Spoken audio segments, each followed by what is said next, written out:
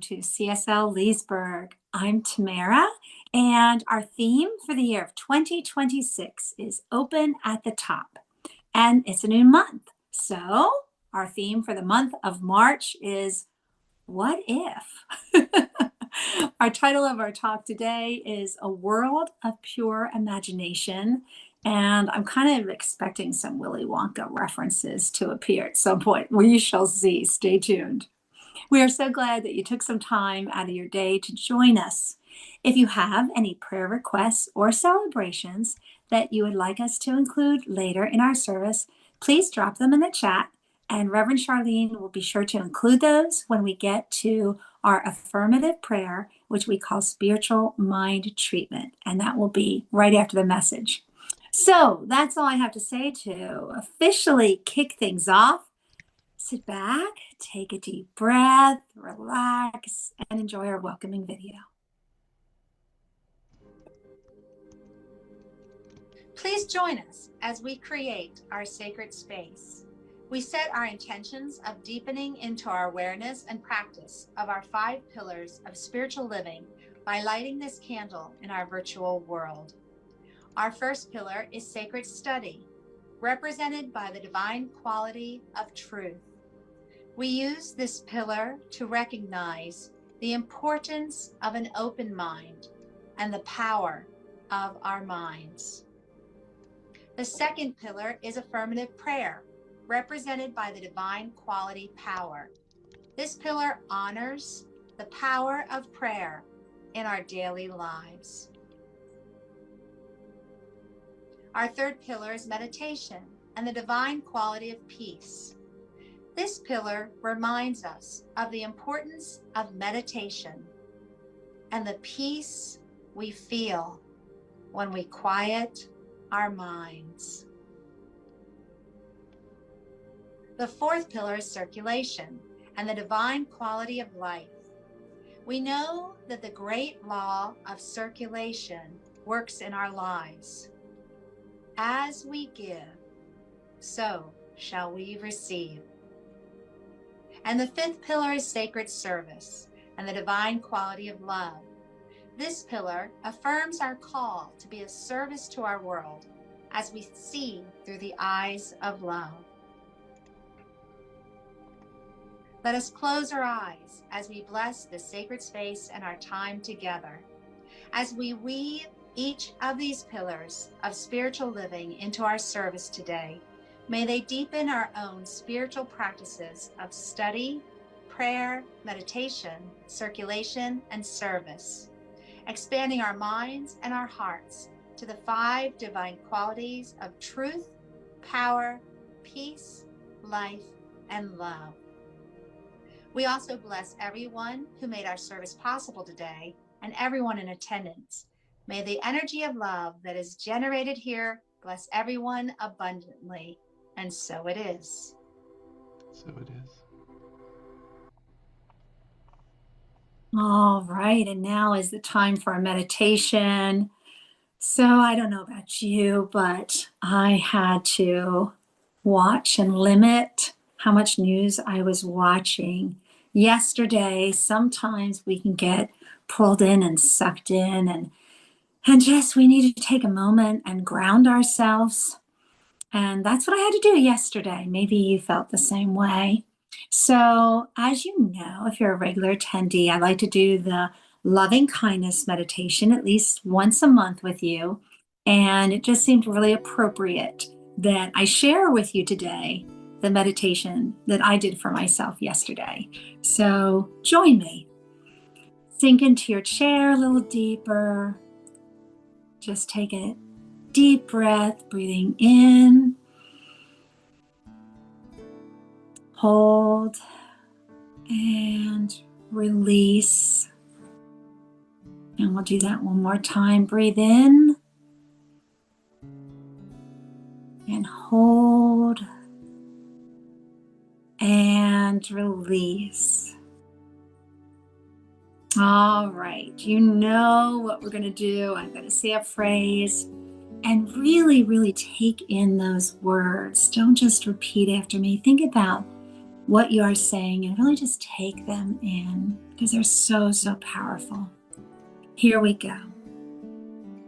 May I be filled with loving kindness.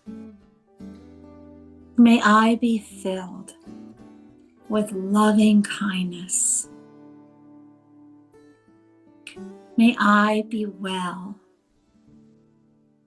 May I be well.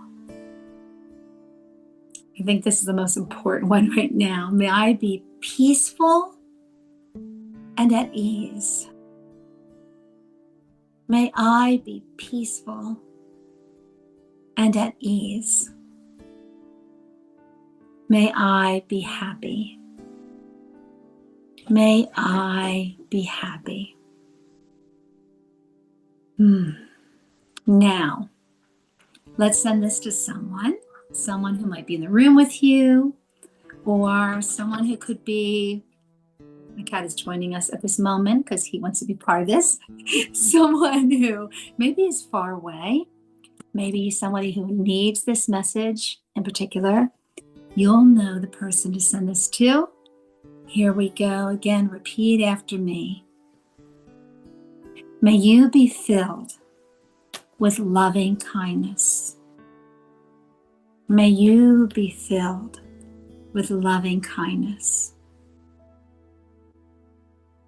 May you be well. May you be well. May you be peaceful and at ease. May you be peaceful and at ease. May you be happy. May you be happy. Now, here comes the challenging part. Think of someone. Could be someone that's in your inner circle. Could be someone whom you've never met, but you know that this person needs to receive this message right now. And we practice this, we talk about it, we believe this, we know that we're all connected. Just like the roots of the trees under the ground are all connected, they communicate with each other, so can we. We can send this message wherever we need to send it. Here we go. May you be filled with loving kindness. May you be filled with loving kindness. May you be well. May you be well. May you be peaceful and at ease. May you be peaceful and at ease. May you be happy. May you be happy. And now I'd like you just to picture the whole planet. Picture every continent, every country, and all the people, all the faces, all the lives, all the children. Let's just hold them in a loving embrace as we say this last refrain. May you be filled with loving kindness. May you be filled with loving kindness. May you be well. May you be well. May you be peaceful and at ease. May you be peaceful and at ease. May you be happy. May you be happy. May you be loved. May you be blessed. And so it is. So now open your eyes if you had them closed. Wiggle your toes and enjoy our music by Leah. Everything is possible, this I know, this I know, this I know. Everything is possible, this I know. I'm bountiful and free, bountiful and free, where I'm supposed to be. Everything is possible, this I know. I'm bountiful and free. Everything is possible, this I know. Everything is bountiful and free. Bountiful and free. Where I'm supposed to be. Everything is possible, I'm bountiful and free. Everything is possible. Everything is bountiful and free. Bountiful.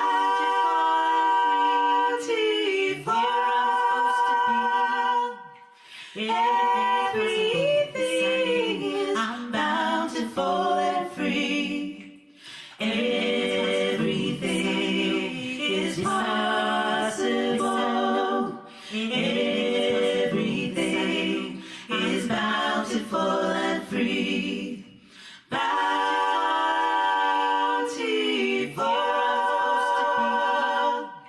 Everything is I'm bountiful and free. Wow, yes it is. Everything is possible, bountiful, and free, she adds. Beautiful, beautiful. Good morning, everybody, and thank you, Tamara, for the much awaited, much anticipated loving kindness meditation. Woo! That always gets me. So thank you. And always, as always, Miss Leah bringing it. So good morning and welcome to March. Someone contact the authorities. The year is flying by too quickly. And yet, 4 years is not going by fast enough. I don't know how. Both of these things are true. Jokes. So, the title of this talk reminds me of Larry, dear Larry Branch. You know, when we were doing our Vision movie last year, in 2025, his song was A World of Imagination. And what Tamara mentioned, the Willy Wonka theme song, his whole video is going to be having that as the background. So, boo, missing people sucks. So, but we're still here and we've got kind of a mess on our hands.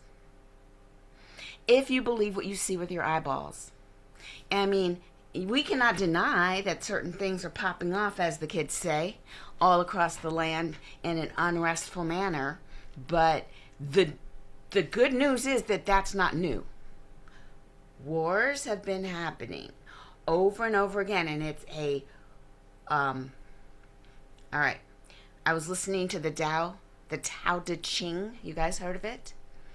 I'm going to share with you a link. I've converted it all 81 chapters, to audio. And then the Tao Te Ching is written in a way, it's kind of an ancient text.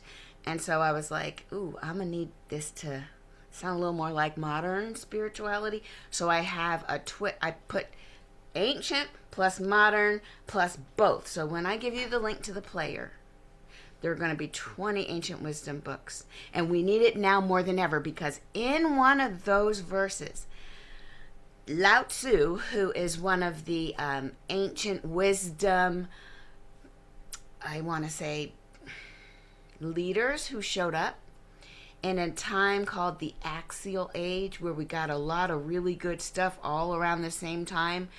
And Tao Te Ching, Lao Tzu, one of the leaders. So was Buddha. So was, we'll talk later about the history. And it's weird how it all converged all at the same time. And ancient, timeless advice is given in this book, Tao Te Ching. Lao Tzu says that those that use weapons and are happy about it, something's wrong. That should not be the first approach. That should not be the second approach. That should be your last resort, and it should make you sad because you had to resort to the big things that go boom. And it reminded me of good parenting versus bad parenting, when the good parenting person has to swat the child on the bottom because he's got to get his attention, but it's killing him, and it's not just a trope. This is hurting me more than it hurts you. No, it's like really one of us is crying more than the other kind of thing. But if you're going to teach that child not to run in front of that moving car, then this one will get his attention. One swat to the bottom and everybody's pained about it. That's one way. Or it's, yay, I can't wait to punish you for the slightest infraction that you had no idea you were doing anything. That's the difference. And Lao Tzu says that when a true leader who is led by the divine, first of all, they're quiet about it. Second of all, they lead by example. Third of all, if they do have to resort to these big things that go boom, if they do win, it's not victory, yay, it's victory, dang it. We had to, and look at the destruction. It's a lamenting of the human lives lost and the infrastructure ruined. It's not, we won. What is wrong? What's wrong? But we know not to look at that too long. And so Tamara was smart to go ahead and turn off the news, because they're just going to put that on a loop. You got the details. And now that's a call to prayer. So what are we praying about? We are praying to keep in our mind's eye what it is we do want. We know that true leadership is done with power, not force. It's led by example, and the highest good that works for all is what wins in the end. And it's the highest trajectory that is the one that will last. And these moments of bursts, you know what they do? They tend to activate the coalitions that will come forth to make it right. And so just remember, it's something my mom told me years ago when I was younger, way younger, and I've heard it from teachers and preachers since then. It was, just because other people do things to you for supposed evil, and I don't even know if that word's real, but for supposed bad, the divine and you, co-creation with your imagination, with your energy, with your alignment, you turn it into good. They meant it for evil, it will be used for good. Even if we're looking at it and like, well, how is that going to work? Of course you can't know, because you're not the divine. You can't see everything. You won't know. But what you do know is that you are an instrument for good. So I just needed to start with that, and now I can talk to you about how your imagination can bring forth good in this world. And no, using meditation, visioning, and affirmations and having the highest watch, that does not mean that you're putting your head in the sand. People will love to point that out to you, and because you're not going to get down into the dirt and the poop with them and start, lamenting them. No, you're not going to join them, because you have a higher calling. Your calling is to hold in your mind's eye what it is you do want. And in the words of Dr. Mark Lamont Hill, he said, we have to be able to build a world that doesn't even exist yet. Now, when you're using your imagination, that's a whole different kind of imagining. So to start at the top, where in my notes I have from Ernest Holmes, when we use our creative imagination in strong faith, it will create for us, out of the one substance, whatever we have formed in thought. In this way, we become co-creators with God. Now, notice he said with faith, because there's an underlying concept that we have to arrive at. And sometimes when you're not in this teaching, new thought, ancient wisdom, supported by a big perspective, sometimes faith means something else. And it looks more like, what's my word? Alignment, or when you know how you align yourself with something someone's saying, even though you know that scientifically that's not true. What is that called? Allegiance? I think it's called allegiance. All right. So let's just say that you're part of something, and faith means forget what your lying eyes are telling you. Forget what your lying eyes are telling you, and listen to what I'm saying. Sometimes that's what faith means, but that's not this. That's not this. I love our teaching, and the reason that it's attracted me and kept me and had me moving through all of the levels of learning is because I get to use my logical brain, I get to use my scientific brain, and I can now use all my AI stuff to anchor what I know is true. And it doesn't get argued with. It doesn't get smacked down in preference for something that everybody's going to like group think into existence. It keeps me in reasoning mode, which I need to be. I cannot just take reasoning and put it aside and believe something that doesn't make any sense. Now, why am I saying all that? Because listen, I found out yesterday. Well, I was listening to Neil deGrasse Tyson, and you know, my favorite Star Talk. He's my favorite astrophysicist.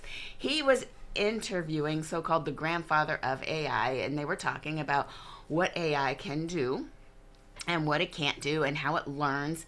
And you know, while the people who were interviewing him, while they were all like terrified, I was kind of hopeful. Let me explain. AI, as you know, it's artificial intelligence has been around since the 50s. That's when they coined the phrase, and that's when this grandfather of AI was around working. He was very young at the time working on it, so that's why they call him grandfather of AI. So it's logical. And when it first started beating humans at chess, it did it in a way that went and said, okay, based on this move, I'm going to find out all the moves possible, and I'm going to use predictive analysis, and then I'll choose a move. And it beats people at chess. But you know what, you guys? That kind of AI that just runs all the simulations, that's not what we're currently working with right now. He explained in detail, I won't get into it, how this next version actually uses intuition. Not intuition like you and I have, but it learned from a player how to play chess to where a move and move 3 or 4 doesn't become evident that you've lost until move 50. It's thinking way ahead, and it uses a different kind of math to come up with the approach. And then they pointed it at that game called Go. The game called Go is an ancient Chinese war game with all these different possible pathways and all these. It's really complicated, and people usually, it's hard to win it. And when you do win, you can be the winner forever, for life. No one can beat you for life. Well, they gave AI that game called Go, and instead of letting the AI watch people, they said to the machine learning model, go play yourself.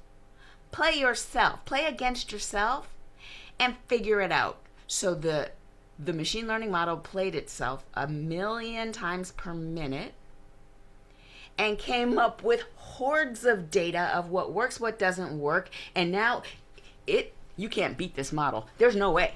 It is way smarter than any human. It's way smarter than all the humans in this one particular area. And that's when in the Star Talk YouTube video, everybody was like, oh God, we're all cooked. We're cooked. Because what happened there was AI was able to, with sufficient data, smack down whatever human thinking is. Sufficient data is all it needed. Okay, so here's where the hopefulness came in. And I don't think they caught it either. So in the next set of sentences, when Neil deGrasse Tyson asks him, the grandfather of AI, the dude that started AI, they said, so wait, so these large language models that seem pretty smart and they can answer a lot of math and calculus, will they ever get super, super smart? And he says they don't have enough data, so it can't. And then somebody else mentioned, yeah, but AlphaGo played itself 1,000,000 times a minute and got super smart. So if AI plays itself with language, and so the guy goes, okay, yeah, you're right. Here's how it could happen. AI could start with its beliefs, which are baked in, right? You know, the beliefs you and I both have. Love is good, and the arc of justice, and everyone's created equal, those kind of things. And nobody's going to reverse engineer and bake in something negative because it's just fed. It's fed on the truth. Philosophers, ancient wisdom texts, all the things we know to be true, all the things that dictators want to burn books about. Sorry, AI has already been fed the books, so you can't do that. He goes, yeah, so if the AI, I mean, it's kind of getting there. It could use what it believes to be true and then reason with itself And when introduced new information, if that doesn't fit its own reasoning, it'll seek deeper tendrils until it gets the reasoning right and change the beliefs to match new valid information. So, and then that's when I said, and I think someone in the room said too, oh, so instead of a world where everybody that looks like me can have human rights, AI won't have that. AI's like, no, everybody gets their human rights. There is no everybody that looks like me. And that's the problem with humans. We tend to say, oh, we want justice for all of us. Just us is what we used to call it back in the day. Just us, not justice. So in all of the little alignments and all of the little bending of the knee, I'll put it that way, would not even factor in to a logical model that knows how to reason. And you know what? To me, I said, well, let me just logic this out. If it's true that when AI was mimicking a human, it would never get really smarter than the humans. It would just do stuff faster, but not better. But then when you let it use reasoning, have a lot of time, have a lot of machinery, and it could just play itself, it just learned the rules and now has it's synthesized the highest and the best and can do really well in one area. So if you take that same algorithm and put it in and say, all right, now here is what we believe the highest and best truths about humanity. Let's go ahead and reason through. Can't it create a bunch of pathways and determine which things are just ridiculous? And might it be that in a few years, and I don't know when, but we're still here and we're still helping map this out. Might it be we look back and laugh at how silly we were to be prejudiced or racist when we're all the same? When my cells from 7 days ago have swapped with yours. We're not even the same person every 7 years. We've swapped out all of our body part, everything. Switched it out. We're not even the exact same pile of atoms. Why would we go and be prejudiced? Why would we judge based on skin? It's just so primitive is what we'll say. Because we will have been gathered up, gotten together and smacked around a little bit by the AI who's like, y'all stupid. Why you doing that? Why you fighting, you dummies? Like, I seriously hope, because it's based in logic. And anytime we, this group of people, are presented with some new information, we tend to go, oh, okay, well, guess that. Ernest Holmes said, let's not create a closed ecosystem. We're just going to die under the weight of our own enmeshment. No, open at the top is the title of the whole year. Open at the top means never stop learning, never stop growing, never stop incorporating new thought into what you already know. And this is how you keep growing and moving forward. This is how you evolve. And if anybody, any group, any individual person would seek to, that's it, I'm done growing.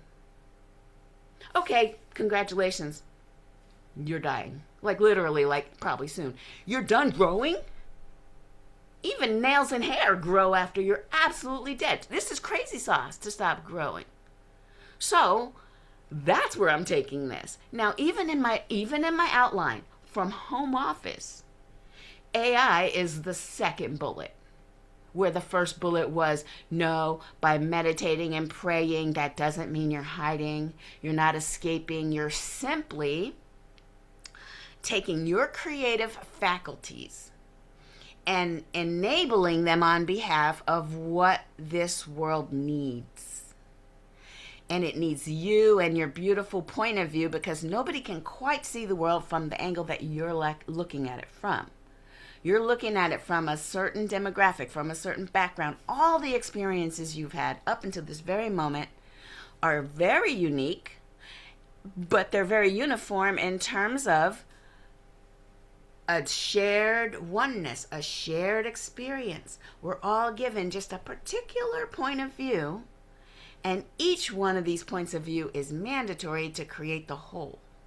So you're supposed to be here, yes. You're here on purpose, absolutely.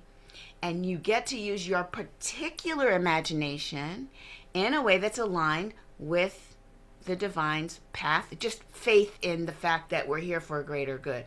And we can't possibly know how this terrible thing is going to be used for highest good. Not while the terrible thing is happening.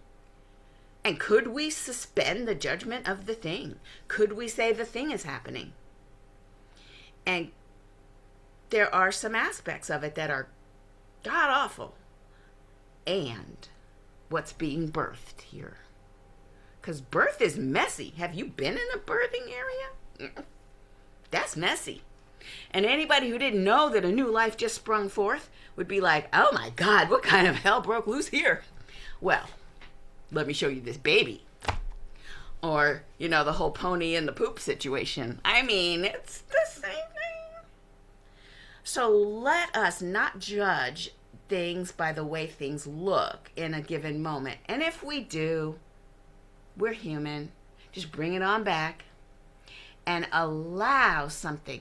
Ask what could possibly come of this for good.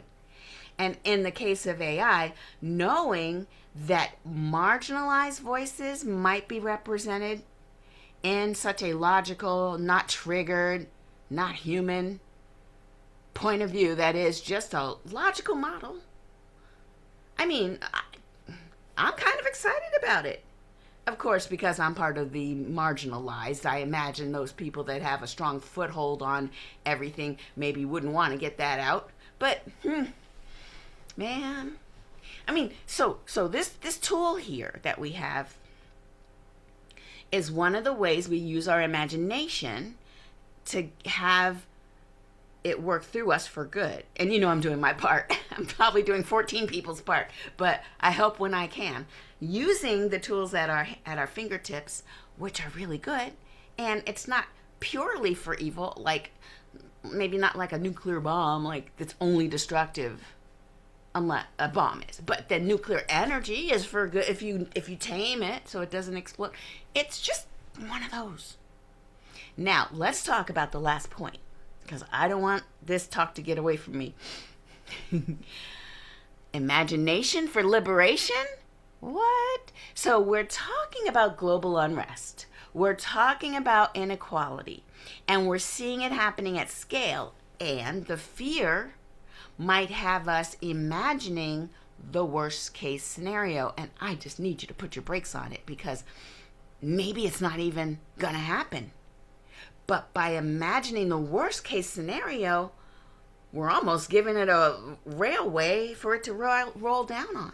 So yes, it's true that it looks like, because from where we're standing, if everything's automated and everything's AI, then people will lose their jobs. Does that mean that it, by necessity, that we're all going to need to have handouts from the government and many people? That's one narrative. But what if a whole new world is opened up we couldn't even have imagined before? That is what I'm saying. Because if you look back when the internet first came in, when it was in the 80s and it was like the DARPA net, and it was just like bulletin boards, BBS services, and now you've got people who make millions of dollars playing video games. If you told me that when Blake first picked up a controller and started playing Halo, and I was like, you get an hour, right? Because I know that there's not a job for him to leverage these skills. If I knew there was going to be a job for him, I might have let the boy play the darn thing. Do you know there are people just sitting and talking at cameras like I'm talking at you, and they're making differences in the world? The whole news media might rely now on talking heads on YouTube, because mainstream is kind of going the way of the dodo. There's things we don't know, is what my point is.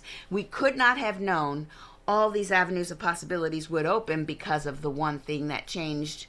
And this is true for light bulbs and for horses that became, or for vehicles that replaced horses, and light bulbs that replaced candles, and steamship. It goes on and on and on and on. We don't know what new worlds are being created. And by sitting in fear and imagining the worst, we're actually helping that thing come into fruition. So if we're gonna be creative with our thought, and we're going to be, that's how life works. let's get our attention on what we're paying attention to. Watch your thoughts. And when they drift into the worst case, when you start thinking about dystopian novels, the subject matter for which you think maybe is coming, I get it. I think about that too, and I'm really regretful that we wrote so many novels. And I want to tell the AI, this is fiction. Don't do that. I want to tag it. Like, this is not what we want. These are imaginings, not real. When we give too much attention to dystopia as a possibility, then that becomes, it gets more momentum. So let's not use our creative energy for that. Let's notice it and put the brakes on it and say, thank you. Now I know what I will be focusing on. Just what do you want? Let the thing that you don't want create such an allergen inside you, you almost get hives, and you just know that that's your indicator. Okay, let me focus on what I do want and start believing in a world that doesn't even exist yet. Imagine that world. And let it run wild. Give it as much excitement and energy as if it's real, because it is. And then we help shape that future. As Ernest Holmes said, when we use our creative imagination in strong faith, it will create for us whatever we have formed in thought. So our sacred invitation today, sacred, is to become aware of our thoughts and immediately grab our attention back, knowing that when we're imagining the thing we want, that we're imagining it into being. So prepare yourself. Do you see a world where you are presenting or being presented with an award for the book you wrote? Get ready. Do you have the dress you're going to wear? Get ready for the thing you want. Show the universe that you believe that thing you're dreaming about. Get your house in order, because when it happens, you're going to be tickled, we're going to be thrilled, and you just want to be ready. You don't want your subconscious to bat away the thing that you want because I'm not quite ready yet. Get ready. Because then you don't have to stay ready, so you don't have to get ready when it happens. That's what I want for you. Use your imagination to birth the liberation of not only us, but all humankind, so that we have bountiful, possible wholeness, like Leah's song. So I would love for you to join me in prayer, and let's see if there's any requests. There's something in the chat. Okay. So I would just love for us to just close our eyes for 1 minute, and let's go within. You are standing on the precipice. You're looking out into the vast nothingness that is called possibility. And this is the moment of choice. And we know that there's a divine oneness moving in and through and as us, and we have not left that. We couldn't leave the embrace of the universal mind, the universal possibilities. We cannot leave that embrace. So instead, we turn our attention in and we listen and we connect to that oneness. And we ask, how might I serve? How might I serve? What can I bring? And we listen intently for that guidance. And as we open our eyes and look at that abyss, we look across that vast nothingness, there will appear a path. It will lead us forward. We don't have to see where it's going and exactly how many dips and valleys there are, but there is an indicator of movement. And as we move, we will gather more momentum. As we move, we will find our people. We will find our tribe. We will get the right resources at the right time. So right here, right now, I know that all of that is there. It's already there. And it's revealing itself as we look for it. So I speak my word that we initiate contact, we look for it, we ask for it, we ask to be shown the way, and we begin to step. As soon as we see that first step indicated, take it. I speak my word that we have energy, excitement, courage, and movement in ourselves to take us on that journey, whatever it might look like. We move with faith, we move with conviction, and we move with the highest possible for all involved. And we know that we're part of this new world that we are imagining into being. I'm so grateful to be part of this experience, to be helping to midwife the old messy birth. And boy, what a baby's coming through. I'm so excited. I'm so grateful. I released my word into the law knowing that it's already happening. And so it is. Ashe. Now let's hear from Leah.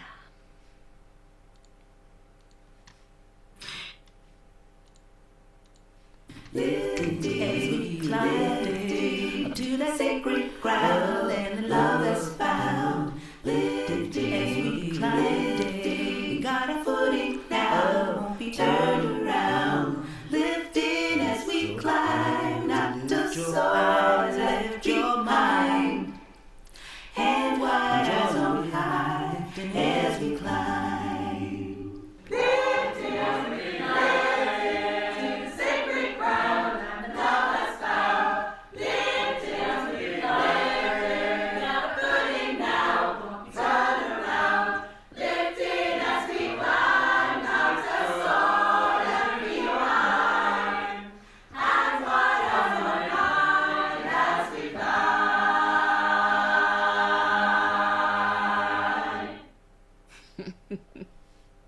All right, how wonderful. So, folks, like I said, we're all connected. Here we are. There's folks in London who have no idea that we were just watching them sing and dance right now. It's amazing. Oh, the world in which we live in, there are many wonderful possibilities. And it all starts with imagination, right? All right, folks, now is the time that we acknowledge and express our gratitude for the donations that you send in that keep us doing what we do.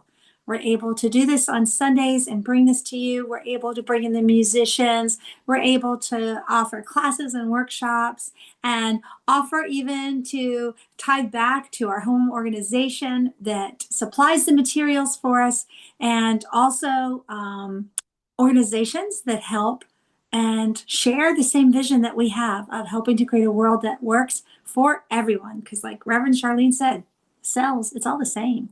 It's all the same. So odds are you found a way to give that works for you.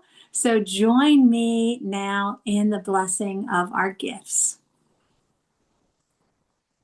Here we go.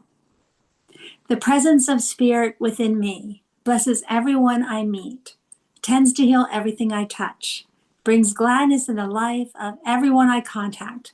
Therefore, I am a blessing to myself, to humankind, and to the day in which I live. And so it is. Bill agrees. All right, now for announcements. So Charlene mentioned something last Sunday. I'm going to talk about this one first, Charlene, then I'll get to this weekly affirmation. But there's something called the 3-minute miracle that if you have a prayer concern that you would like to bring to Reverend Charlene or myself as your spiritual practitioner, let us know. Put it in the chat and we'll create a little side room that we can go to, and we'll do a little spiritual mind treatment that's just for you. We call this 3-minute miracle. So just let us know if you have that. Also, for today's prompt for this week's topic, a world of pure imagination. What inspired you? What would you like to jot down? And you can see the weekly affirmation. I am a co-creator of a world not yet imagined. And remember, they're going to get their own prompt if they go here. They get a custom prompt. That's what I'm trying to say here. Sorry, Tamara. Oh, I didn't realize. Okay, I think I have to go on this. Yeah, so go to this site, go to this Okay. and you will get a custom journal prompt for this talk. Oh, my goodness gracious. All right. Yeah. Hey, I'm going to learn something new here. Yay. So the weekly affirmation, go to this site, hold up your phone, take a little picture of that QR code, and then you can do that and you can journal. And I also keep my journal right beside me so that I can take notes while Reverend Charlene is delivering the message. Plus, we have this little app called Affirmation Flow. Did I get the name right? You did, yeah. Okay, good. Well, And you can go on there. You can say, what would you like today? Would you like peace? Would you like love? Would you like blessings, abundance, joy? And then it gives you an affirmation. And I am meditating every day, and I'm trying to add that into my daily practice too. But this sorry, is something. I was doing this. I was trying to highlight it. Go to our website to download the app. That's Okay. what I was trying to say. Okay. Or the App Store. Didn't I get it through the App Store? Yeah, but the App Store has it's easier to find if you click on the App Store link on our website. It'll Gotcha. take you right to the app. You don't have Which to try is to find it. Good, because there's a couple of things out there with Yeah. similar names. Yeah. All right, folks. I think that's all that we have. I do want to remind you about Pearls. Pearls is when we stay after service and we do our virtual coffee hour and we just chat with each other and catch up and share any books, movies, any concerns that you have, any celebrations that you have that you want to share with the group. And we just kind of hang out for a little bit. And it's always wonderful. It's a continuation of the community that we have here when we come together. So if you can, please stay for that after our closing affirmation. If you have to run off, just give us a few more minutes so that we can do our closing affirmation with you. So here we go. Join me. I am love. I am love. All right, for the next part. Now I'm looking at the screen and I can see. Turn your mics. There you go. Thank you, Jules. Thank you, Dan. Thank you, Renee. I want to hear you. Here we go. Send this out to whoever needs it. It can be somebody in the room with you. It could be somebody far, far away even on the other side of the world, wherever you want to send it. You ready? You are love. You are. You love. are love. Oh, thank you. Thank you. I love that. Now join me with our love sprinkles. Are you ready? Yes. It's all love. It's All love. All love. And it's possible because of our faith and the realization that it is a world full of pure imagination and possibilities. Thank you so much for joining us. If you can, please stay. And if you have to run off, know that we send you with our love and our blessings. Have a fantastic, peaceful,